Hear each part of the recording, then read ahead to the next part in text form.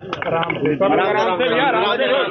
गांधी की भारत जोड़ो न्याय यात्रा आज अमेठी पहुंच रही है कि वहाँ पे स्मृति ईरानी की भी जो है यात्रा है, इस तरीके से देखते हैं।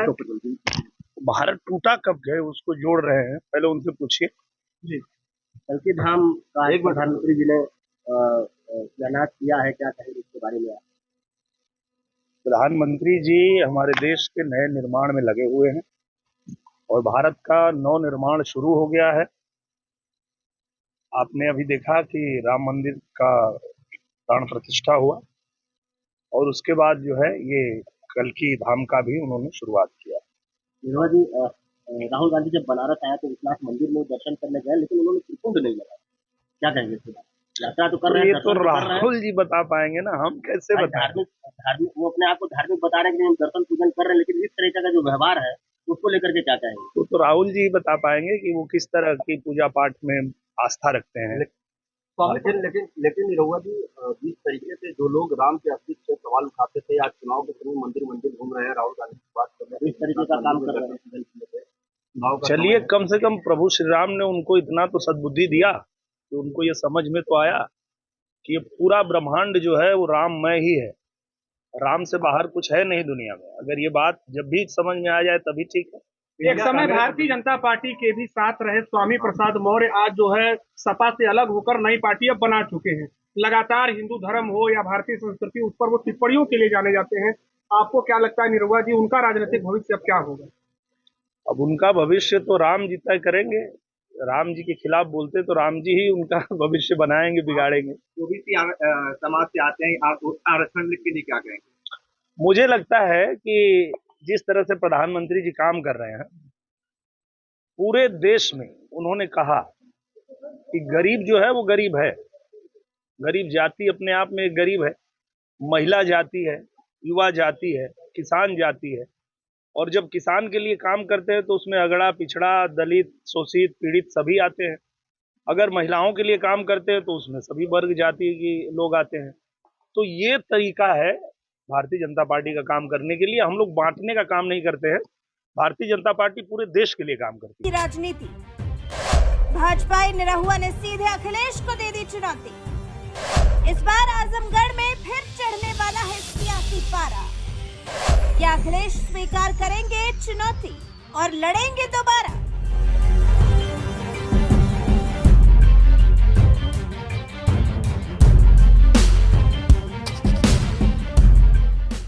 कभी समाजवादी पार्टी का गढ़ रहे आजमगढ़ में भाजपाई जीत का भगवा गढ़ने वाले भोजपुरी स्टार और बीजेपी सांसद दिनेश लाल यादव लोकसभा चुनाव आते ही एक बार फिर फुल फॉर्म में आ गए।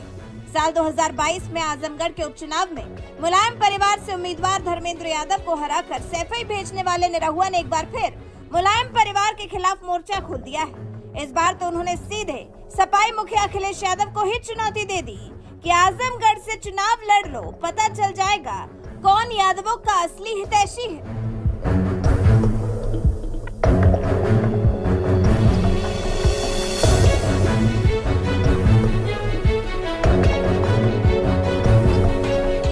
दरअसल जिस आजमगढ़ से दिनेश लाल यादव निरहुआ सांसद हैं, उस सीट पर कभी समाजवादी पार्टी का दबदबा हुआ करता था।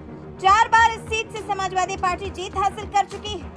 यहाँ तक कि मुलायम सिंह यादव और अखिलेश यादव भी इस सीट से लोकसभा चुनाव लड़ चुके हैं। लेकिन साल 2019 के उपचुनाव में निरहुआ ने मुलायम परिवार से आने वाले धर्मेंद्र यादव को बुरी तरह से हराकर सैफई भेज दिया था। ये हार कहीं न कहीं अखिलेश को आज भी सालती होगी। इसलिए माना जा रहा है कि एक बार फिर आजमगढ़ लोकसभा सीट पर निरहुआ और मुलायम परिवार के बीच कड़ी टक्कर देखने को मिल सकती है। और ये बात खुद निरहुआ भी अच्छी तरह से जानते हैं। यही वजह है कि बीजेपी सांसद निरहुआ अभी से फुल फॉर्म में आ गए हैं। मंगलवार को ही पीएम मोदी के संसदीय क्षेत्र वाराणसी के दौरे पर पहुंचे सांसद निरहुआ ने सीधे अखिलेश को चुनौती देते हुए कह दिया कि इस बार आजमगढ़ से चुनाव लड़ लें, असलियत पता चल जाएगी। आप सांसद हैं आजमगढ़ के और राजनीति में भी आपकी बड़ी भूमिका देखी जा रही है। अगर समाजवादी पार्टी के मुखिया अखिलेश यादव के परिवार से एक बार फिर से वहां पर कोई चार्ज होता है तो आप कितनी बड़ी चुनौती मानते हैं? मैं तो चाहता हूं कि अखिलेश यादव खुद आए हैं आजमगढ़ लड़ने के लिए, क्योंकि पहले भी अखिलेश यादव लड़े थे वहां। तो मैं तो यही चाहूंगा कि वो खुद ही आए हैं आजमगढ़ लड़ने के लिए। सीधी चुनौती दे रहे हैं? बिल्कुल, एकदम सीधा। आपको लगातार सपाई मुखिया अखिलेश यादव जहां 2019 में जीतने के बाद 3 साल तक आजमगढ़ से सांसद रहे, तो वहीं 2022 में हुए उपचुनाव में निरहुआ ने सीट पर जीत का परचम लहराया और इन 2 सालों में निरहुआ ने केंद्र की मोदी सरकार और यूपी की योगी सरकार की मदद से आजमगढ़ को विकास से जुड़ी कई सौगात दिलाई, जिसका जिक्र उन्होंने खुद वाराणसी में किया और बताया कि कैसे मोदी योगी राज में आजमगढ़ भी अब विकास के रास्ते पर दौड़ने लगा है। यही वजह है कि कुछ ही दिनों पहले सांसद निरहुआ ने अखिलेश पर तंज मारते हुए कहा था, भैया अखिलेश हुए फरार, निरहुआ डटल रहे। जिस पर मीडिया ने सवाल पूछा तो उन्होंने आजमगढ़ में हुए विकास के काम गिनाते हुए जबरदस्त जवाब दिया। अखिलेश हुए फरार, निरहुआ डटल रहे। मार्कंडेय महादेव महोत्सव में आपने एक बड़ी ललकार के साथ ये गीत गाया था, क्या कुछ संदेश रहा, क्या कुछ इसका उद्देश्य रहा? मुझे लगता है कि आजमगढ़ में पहले उनको मौका मिला था और 4 साल वहां रहने के बाद जब वो छोड़ के चले गए तो 1 साल हम लोगों को अवसर मिला और 1 साल में हम लोगों ने आजमगढ़ में उतना काम किया जितना वहां 50 साल में नहीं हुआ। आजमगढ़ में अंतर्राष्ट्रीय हवाई अड्डा बन रहा है, आजमगढ़ में विश्वविद्यालय बन गया है, आजमगढ़ में अटल आवासीय महाविद्यालय बन गया है, आजमगढ़ में संगीत महाविद्यालय बन रहा है, आजमगढ़ बनारस और गोरखपुर के लिए सीधी रेल लाइन बिछ रही है जो 70 साल से मांग थी, वो इन 1 साल में पूरा हो गया है।